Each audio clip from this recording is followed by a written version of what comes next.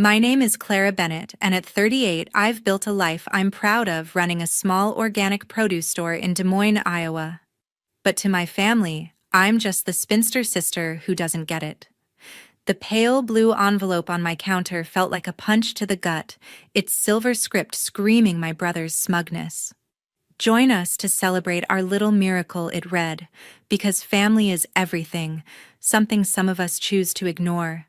I tossed it down my fingers, trembling. That's my brother, always ready to jab at my empty life.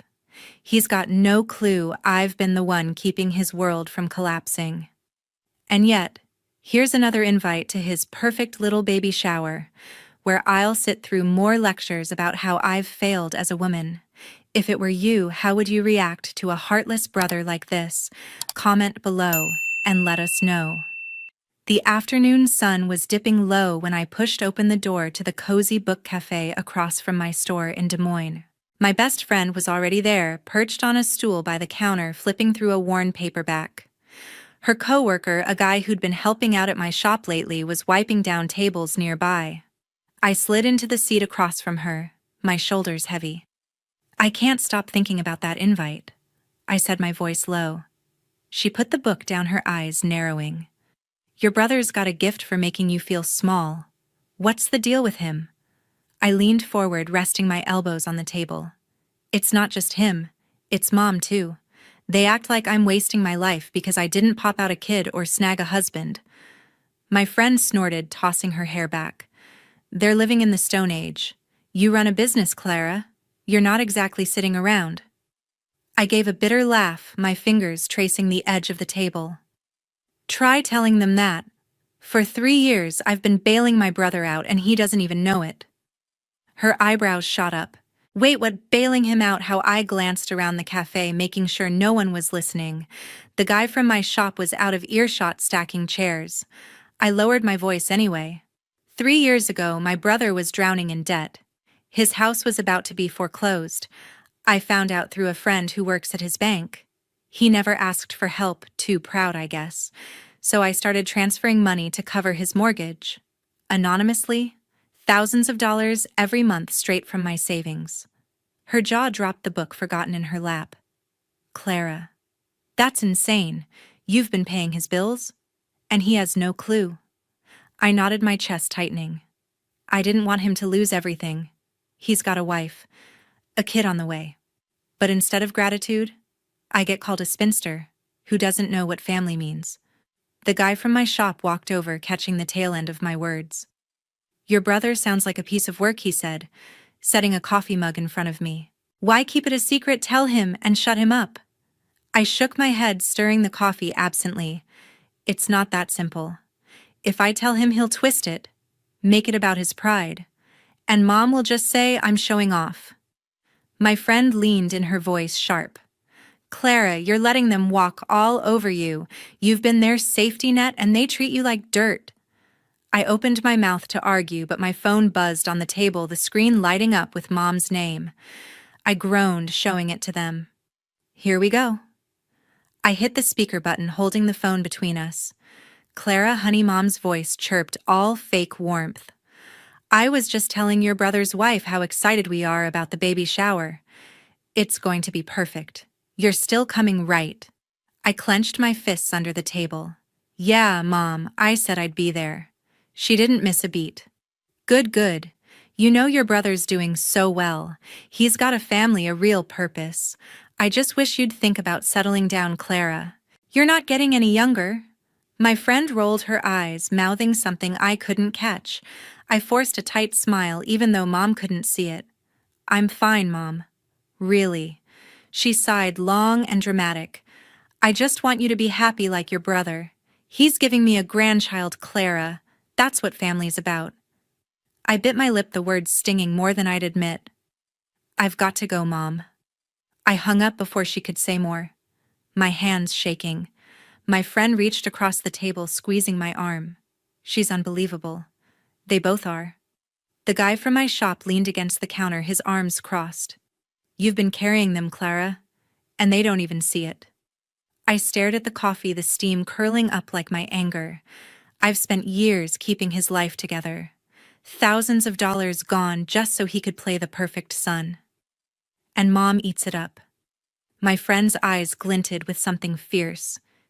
You need to stop hiding it. Let them know what you've done.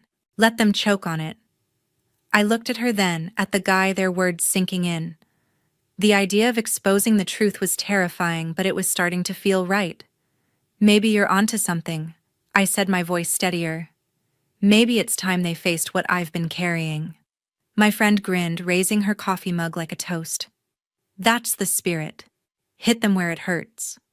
The guy nodded, his expression serious. You've got the receipts, Clara. Use them. I took a deep breath, the weight in my chest shifting, not gone, but different. For the first time, I wasn't just angry, I was ready to do something about it. The next evening, I pulled up to Mom's house in a quiet Des Moines neighborhood, the familiar porch light casting a warm glow that felt anything but welcoming. I adjusted my sweater, took a deep breath, and stepped inside, the smell of her signature pot roast hitting me as I crossed the threshold. My brother was already there, sprawled on the couch, his wife perched beside him, her hand resting on her pregnant belly. Mom bustled out of the kitchen, her apron dusted with flour, beaming at them like they were royalty. "Clara, you made it?" she exclaimed, but her eyes flicked over my outfit with a familiar frown. "You could have dressed up a little, dear." I forced a smile, sliding into a chair at the dining table. "Good to see you too, Mom." My brother glanced up from his phone, his smirk sharp enough to cut. "Nice of you to show up, Clara. Thought you'd be too busy with your, what, kale empire?" His wife nudged him, but her smile was thin, more polite than genuine. I gripped my fork, the metal cool against my palm, and ignored the jab. "Just keeping the lights on," I said, keeping my voice even. Mom set a steaming dish of roast on the table, her chatter filling the air. "Your brother and his wife have been so busy planning the nursery. It's going to be perfect for the baby." She reached over, squeezing his arm. "I'm so proud of you too." Her gaze slid to me, softening, but not in a good way. "Clara, don't you ever think about settling down? You're 38. Time's ticking." I stiffened in my chair, my appetite fading. "I'm happy with my life, Mom. My store's doing great." She sighed, shaking her head like I'd missed the point. "A store's not family, Clara. You'd understand if you had someone special." My brother leaned back, his grin widening. "Yeah, Clara. Maybe if you didn't spend all your time selling carrots, you'd have a life like ours. You know, one that actually matters." His words landed like a slap, and I felt my face heat up. His wife looked down at her plate, her fork pausing mid-bite. I opened my mouth to fire back, but the doorbell rang, cutting through the tension. Mom jumped up, wiping her hands on her apron. "That must be your brother's friend from the bank. She's joining us tonight." A woman stepped in, her heels clicking on the hardwood floor, a bottle of wine in hand. She flashed a bright smile, shaking hands with Mom before turning to my brother. "Good to see you," she said, her voice warm but professional. She nodded at me, her eyes lingering a moment. "You must be Clara. I've heard a lot about you." I managed a tight nod, unsure why her look made me uneasy. We settled around the table, the clink of glasses and small talk masking the undercurrent of tension. As Mom served the roast, my brother launched into a story about his latest project at work, his voice loud and self-assured.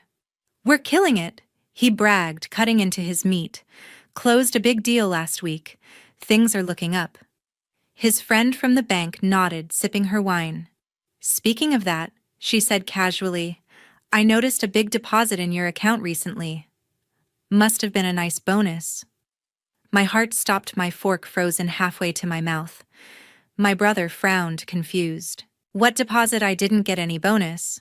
His friend blinked, caught off guard. "Oh, I just assumed. It was a pretty large sum. Came through a few months ago." I felt every eye at the table shift, the air growing thick. My brother's frown deepened and he set his knife down. "What are you talking about? I'd know if I got money like that." His friend hesitated, glancing at me for a split second before looking away. "Maybe I got it wrong," she said quickly, "but the damage was done." My pulse raced, my mind spinning. She knew something, maybe not everything, but enough to make me nervous. I'd been so careful routing the money through anonymous transfers to save his house. Had she traced it back to me? Mom broke the silence, her voice overly cheerful. Well, let's not get sidetracked. Clara, have you thought about what I said? About finding someone? I swallowed hard, pushing my plate away. Mom, I'm not here to talk about my love life. My brother snorted, leaning forward. What love life? You're married to your shop, Clara. No wonder you're always so uptight. His wife shot him a look, but he ignored it, his smirk back in full force.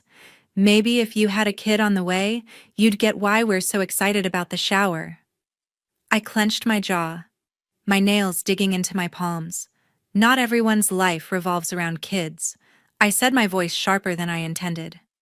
Mom gasped like I'd insulted her personally. Clara, that's not fair. Your brother's building a family. It's what people do.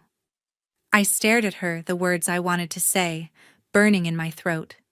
I'd been keeping his family afloat and he was mocking me for it. But I couldn't say it, not yet. Not here. The bank friend's comment still hung in the air, a ticking bomb I wasn't ready to detonate. The rest of the dinner passed in a blur of forced smiles and half-hearted small talk. My brother kept up his jabs, each one cutting deeper, while Mom piled on with her not-so-subtle hints about my wasted life. His friend stayed quiet, her earlier slip seeming to weigh on her. As I pushed back my chair to leave, Mom grabbed my hand. Think about what I said, Clara. You deserve to be happy. I pulled away, my voice cold. I am happy, Mom. You just don't see it. My brother laughed, a low, mocking sound. Sure, Clara. Keep telling yourself that. I stepped out into the cool night air, my heart pounding, the bank friend's words echoing in my head. She'd seen something, and I couldn't shake the feeling that my secret was slipping out of my control. The next morning, I was back at the shop arranging crates of fresh apples when my phone buzzed with a message from an unknown number. I opened it, my heart pounding. Clara, it's your brother's friend from the bank. We need to talk. Can you meet me at the shop? I stared at the screen, my stomach twisting.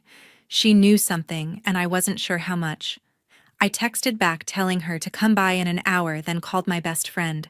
Get over here, I said, my voice tight. Something's up with my brother's bank friend. She promised to grab the guy who helps at the shop and be there soon. I paced behind the counter, my thoughts racing. Had she figured out I was the one sending the money? If she told my brother before I was ready, my whole plan, whatever it was, would fall apart. An hour later, the bell above the shop door jingled, and my brother's friend walked in, her face serious. She wore a crisp blazer, her hair pulled back, looking every bit the banker. Clara, she said, her voice low, I didn't mean to stir things up at dinner, but I saw the transfers to your brother's account. They're from you, aren't they? I froze, my hands pausing on a crate. What makes you think that? I asked, keeping my tone neutral. She stepped closer, her eyes steady. I've been at the bank long enough to recognize patterns. Anonymous transfers every month covering his mortgage. They trace back to an account tied to this shop. I leaned forward, my voice barely a whisper. You can't tell him? Not yet. She raised an eyebrow, her expression unreadable. I won't. But you need to decide what you're doing, Clara. He's walking around acting like he's got it all together while you're carrying his weight. Her words hit hard, echoing what my friends had said yesterday. I nodded, my jaw tight. I'm working on it. She hesitated, then added, whatever you do, make it count. He doesn't deserve to keep you in the shadows. She left without another word, the bell jingling behind her. Minutes later, my best friend burst through the door, the guy from the shop trailing behind her. What's going on? She demanded, tossing her bag on a chair. I motioned them to the back room away from customers. My brother's friend knows, I said, shutting the door. She figured out I've been paying his mortgage.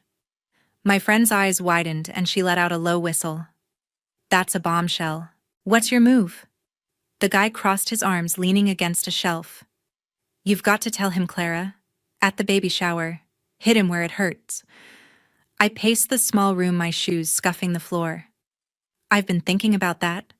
If I just tell him, he'll spin it, make me the bad guy. I need something bigger. My friend grinned, her eyes glinting. Like what? A PowerPoint of every dollar you've spent on him. I stopped her words, sparking an idea. That's not a bad idea. A presentation. Show everyone at the baby shower exactly what I've done. The guy nodded, his face serious. You've got the evidence right. Bank statements, transfer records. I pulled a folder from my desk stuffed with 3 years of receipts. Every transfer, every payment. I kept it all. My friend flipped through the pages, her jaw dropping. Clara, this is thousands. You've been bleeding yourself dry for him. I shrugged, the weight of it settling in my chest. I thought I was helping family, but they don't see me as family, just the spinster who doesn't get it. The guy shook his head, his voice firm. Then, show them. Make it impossible for them to ignore. We huddled around my laptop, sketching out the plan. My friend took charge, her fingers flying over the keys. We'll make a slideshow. Start with a photo of their house, then flash the numbers, dates, amounts, the whole deal. I nodded, adding, make it simple, but brutal. I want every guest to see what I've done. The guy suggested a timeline, laying out each payment like a story. End with a screenshot of the last transfer, he said. Let it sink in that you saved their home.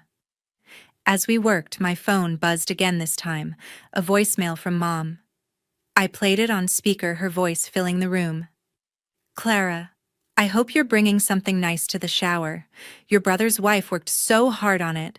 Don't let her down. I rolled my eyes, deleting the message. My friend snorted. She's got no idea what's coming. I felt a surge of resolve, my hand steady for the first time all day. They've pushed me too far. This isn't just about the money, it's about making them see me. We spent the next hour refining the slideshow, choosing fonts that were clear and sharp, nothing flashy. My friend added a final slide, just one line. 3 years. Thousands of dollars. From Clara. That'll hit them like a truck, she said, grinning.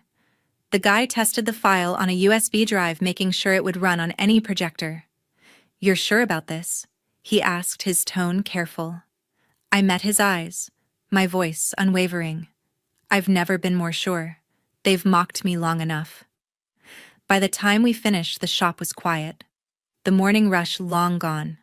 I looked at the USB drive in my hand, the weight of it heavier than it should be. My friend squeezed my shoulder. You're doing the right thing, Clara. They need to know. I nodded, my resolve hardening. For years I'd stayed silent, letting my brother and Mom walk over me. But at that baby shower, I'd make sure they couldn't look away. 2 days later, I walked into the baby shower at a sleek Des Moines restaurant, the USB drive burning a hole in my pocket. The room was decked out in pastel balloons and banners, the air buzzing with chatter and laughter. My brother and his wife stood at the center, basking in the glow of their guests' adoration. Mom hovered nearby, her smile wide as she handed out slices of cake. I scanned the crowd, spotting my brother's friend from the bank near the bar, her expression unreadable. My best friend and the guy from my shop were already there, stationed near the projector we'd tested that morning. I gave them a subtle nod, my hands shaking as I clutched the USB. His wife took the microphone, her voice bright. Thank you all for coming to celebrate our little miracle. The crowd clapped, and my brother draped an arm around her, grinning like he owned the world. Mom caught my eye, mouthing, "Behave," as if I were a child about to throw a tantrum. I ignored her, my focus on the projector screen behind them. My best friend leaned over, whispering, "You ready?" I nodded, my throat tight. "Let's do this." As the applause died down, I stepped forward, my voice steady, despite the nerves clawing at my chest. "I have something to share," I said, loud enough to draw every eye. My brother raised an eyebrow, his smirk familiar. "What, Clara? A speech about kale?" A few guests chuckled, but I didn't flinch. I walked to the projector, plugged in the USB, and hit play. The room went silent as the first slide appeared, a photo of my brother's house, pristine and paid for. "This is my brother's home," I said, my voice carrying. 3 years ago, it was about to be foreclosed. Whispers rippled through the crowd. My brother's grin faltered, his eyes narrowing. His wife glanced at him, confused. The next slide showed a bank statement, my shop's account number redacted, but the transfers clear, thousands of dollars month after month to his mortgage. "I paid it," I said, my gaze locked on him. "Every cent, for 3 years. While you called me a heartless spinster who doesn't know what family means." The room erupted in gasps, guests turning to each other, their murmurs growing louder. My brother's face turned ashen, his mouth opening but no words coming out. Mom dropped her plate, the cake hitting the floor with a soft thud. "Clara, what is this?" she stammered, her voice shaking. I clicked to the next slide, a timeline of payments, each date and amount stark against the screen. "This is what I've been doing," I said. "Saving your golden boy's life while he mocked mine." His wife stepped back, her hand on her belly, her eyes wide with shock. "You did this?" she asked, her voice barely audible. I nodded, my chest tight but my resolve firm. "I didn't want you to lose everything. But I'm done hiding it." My brother finally found his voice, his face red. "This is a lie. I didn't ask for your money." I clicked to the final slide, a screenshot of the last transfer dated a month ago. "You didn't ask," I said. "But you took it. And you never even thanked me." The crowd was in chaos now, some guests whispering furiously, others staring at my brother like he'd grown horns. His friend from the bank stood frozen, her wine glass trembling in her hand. An older woman, my Aunt Mom's sister, pulled out her phone, her fingers moving fast. I caught her eye, and she gave me a small, approving nod. I turned back to my brother, stepping closer, my voice low but cutting. "You called me heartless. You said I don't get family. But I've been holding yours together for years, and all I got was your smug insults." He stumbled back, his hands raised like he could push the truth away. "Clara, you're making this up to ruin me," he shouted, but the guests weren't buying it. A woman near the front shook her head, muttering, "That's low." Another guest, a guy I recognized from their neighborhood, crossed his arms, glaring at my brother. Mom grabbed my arm, her nails digging in. "Clara, stop this. You're embarrassing us." I pulled free, my eyes never leaving my brother. "No, Mom." He embarrassed himself. Every time he called me a failure, he was living off my money. His wife's face crumpled, tears welling up. "Why didn't you tell me?" she asked him, her voice breaking. He turned to her, his hands shaking. "I didn't know, I swear." But the doubt in her eyes was clear, and the crowd's murmurs grew louder, a wave of judgment crashing over him. I stood tall, the weight of years lifting off my shoulders. "You don't get to play the victim," I said to him. "You don't get to call me names while I save your life. Not anymore." A slow clap started from the back, my best friend, her grin fierce. The guy from my shop joined in, then a few guests, their applause sharp and pointed. My brother's face burned, his eyes darting around for an escape. Mom was crying now, her hands covering her face. "Clara, how could you?" she whispered. I looked at her, my voice steady. How could you let him treat me like I'm nothing?" The room felt electric, every guest hanging on my words. My aunt was still recording, her phone aimed at us, capturing every second. I stepped back, the slideshow looping behind me, each slide a nail in my brother's facade. I'd spent years in the shadows swallowing their insults, but now they saw me, really saw me. My brother's friend from the bank approached, her voice low. "You did the right thing," she whispered. I nodded, my heart still racing but lighter. The truth was out, and there was no going back. Right after I stepped outside the restaurant, the cool Des Moines air hitting my face as the noise of the baby shower faded behind me. Inside the room was still buzzing, the slideshow looping on the screen, each slide a reminder of the truth I'd laid bare. My brother's voice broke through the murmurs, loud and desperate. "This isn't what it looks like," he shouted, pushing through the crowd toward me. I turned, my arms crossed, ready for whatever he'd throw next. He stopped a few feet away, his face flushed, his tie loose. "Clara, you can't just humiliate me like this," he said, his voice cracking. "I didn't know it was you. Why didn't you tell me?" His wife appeared behind him, her eyes red but her expression hard. "You should have known," she said, her voice low and sharp. "Someone was saving us and you never even questioned it." The guests nearby fell silent, their eyes darting between us. A woman I recognized from Mom's church group shook her head, her lips tight. My brother's friend from the bank lingered by the door, watching but saying nothing. I stepped forward, my voice cold. "You didn't need to know because you were too busy calling me a failure. A spinster. You think that's family?" He flinched, his hands balling into fists. "I was joking, Clara. You're blowing this out of proportion." But the crowd wasn't on his side. A man from their neighborhood muttered, "Doesn't sound like a joke to me." Another guest, an older woman with a pearl necklace, turned away, whispering to her friend. My brother's wife took another step back, her hand on her belly, her face a mix of betrayal and shame. Mom pushed through, her eyes wild. "Clara, you've gone too far. This was supposed to be a happy day." I met her gaze, unflinching. "Happy for who, Mom?" "For him, while you both treat me like I'm less than nothing." She opened her mouth but no words came. My aunt, still holding her phone, stepped closer, her face grim. "I recorded it all," she said, her voice steady. "The slideshow, your speech, everything. People need to see this." I froze, the weight of her words sinking in. She was already tapping her screen, uploading the video to her social media, where her thousands of followers would see it. My brother's eyes widened. "You can't do that," he snapped, lunging toward her. My aunt didn't budge, her phone still in hand. "It's already done," she said, her tone final. "You don't get to hide from this." The guests were pulling out their phones now, some recording, others scrolling, the video already spreading. My brother's wife turned to him, her voice shaking. "You let me think we were fine on our own. You let me brag about our life, and it was all her."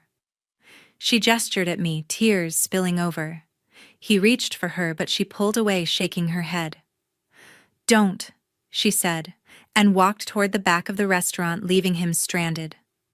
The crowd's whispers grew louder, a wave of judgment crashing over my brother. A couple near the bar slipped out, their heads low, as if they couldn't stand to be near him. My best friend appeared at my side, her grin fierce. "They're eating him alive," she whispered. The guy from my shop nodded, his arms crossed. "He deserves it." I looked back at my brother. His shoulders slumped, his face a mix of anger and defeat. For a moment, I almost felt sorry for him. Almost. I turned to Mom, who was clutching her purse like a lifeline. "I'm done," I said, my voice steady. "I've spent years keeping his life together, and all I got was your disappointment. No more."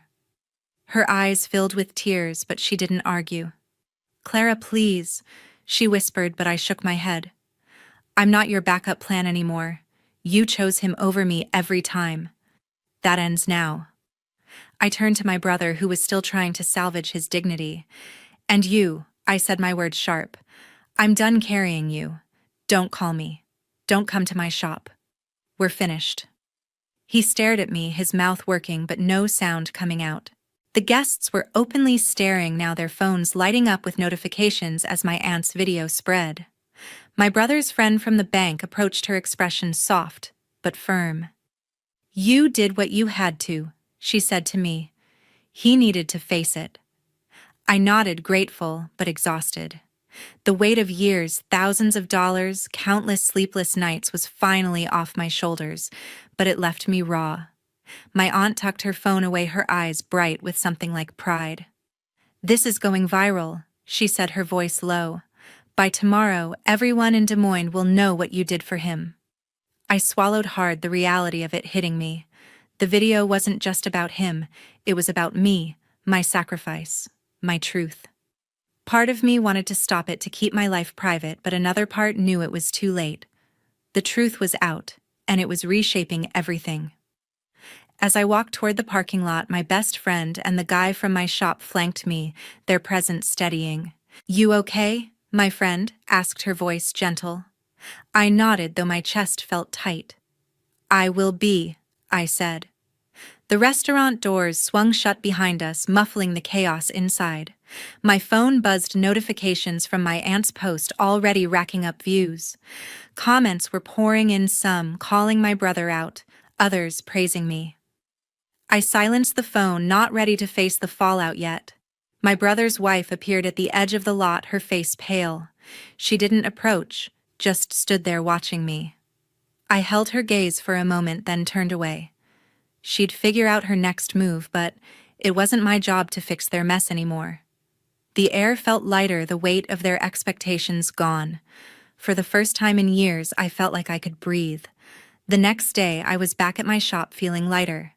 The familiar scent of fresh produce and the hum of customers browsing grounded me, a stark contrast to the chaos of yesterday's baby shower. My phone buzzed relentlessly, notifications from my aunt's, viral video texts from people I hadn't heard from in years, and a missed call from my brother's wife. I set the phone down, my resolve firm. I wasn't ready to hear her out, not after everything. The world knew the truth now, and I needed space to figure out what came next. My best friend walked in, her usual energy softened by concern. "You holding up okay?" she asked, leaning against the counter. I nodded, rearranging a stack of apples. "Better than I expected," I said, my voice quieter than usual. "It's like I can finally breathe." She smiled, nudging my shoulder. "You stood up for yourself. That's huge." The guy who helps at the shop appeared from the back, carrying a crate of tomatoes. "You're kind of a legend now," he said, grinning. "My buddy saw the video online. Said you're a hero." I rolled my eyes, but a small smile tugged at my lips. "I'm no hero. I just got tired of being invisible." My friend leaned closer, her voice low. "You're not invisible anymore. The whole town's talking about it." She wasn't wrong. My phone kept buzzing with messages, some supportive, others nosy. I ignored them all, focusing on the rhythm of the shop.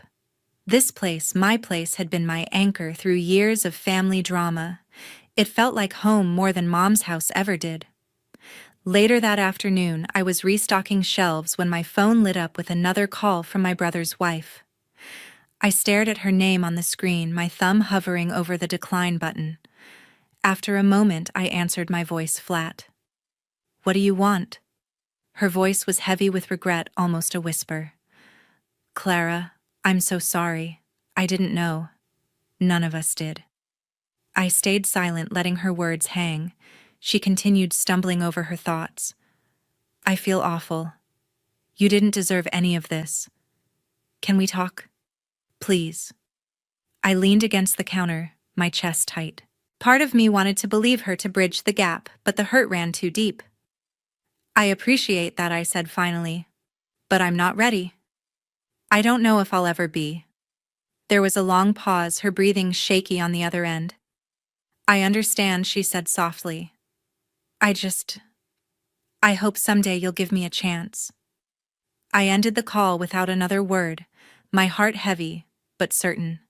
Some doors needed to stay closed, at least for now. That evening, my friend and the guy from the shop came over to my place. We sat on my porch. The Iowa sunset painting the sky in shades of orange and pink. My friend sipped her iced tea, her feet propped up on a chair. "So what's the plan now?" she asked. I shrugged, cradling a mug of coffee. "Keep running the shop, maybe take a vacation." "I've never been to Colorado." The guy chuckled, tossing a bottle cap into the air. "You should. You've earned it." I smiled faintly, the idea of a fresh start settling in. As the weeks passed, the buzz around the video began to fade, but its impact lingered. My aunt texted me updates, local blogs had picked up the story, some calling me a quiet hero, others tearing into my brother. I didn't read most of it. The attention felt strange, like wearing someone else's clothes. My friend kept me grounded, dragging me to trivia nights at the local bar, while the guy from the shop started bringing me coffee every morning, a quiet gesture that meant more than he knew. They were my family now, not by blood but by choice, and that felt stronger than anything I'd lost. Looking back, I realized something simple but sharp. Family isn't just about blood, it's about respect. My brother and mom never saw me for who I was, only for who they wanted me to be. Their words, their dismissal. It all piled up until I couldn't carry it anymore. When I finally stood up, I didn't just break their illusions, I broke free. It cost me my family, but it gave me something better myself. The lesson wasn't easy, but it was clear. Respect holds a family together, and without it, the cracks will show. Insults, even the small ones, build up, and one day they can tear everything apart. I looked out at the sunset, ready for what's next.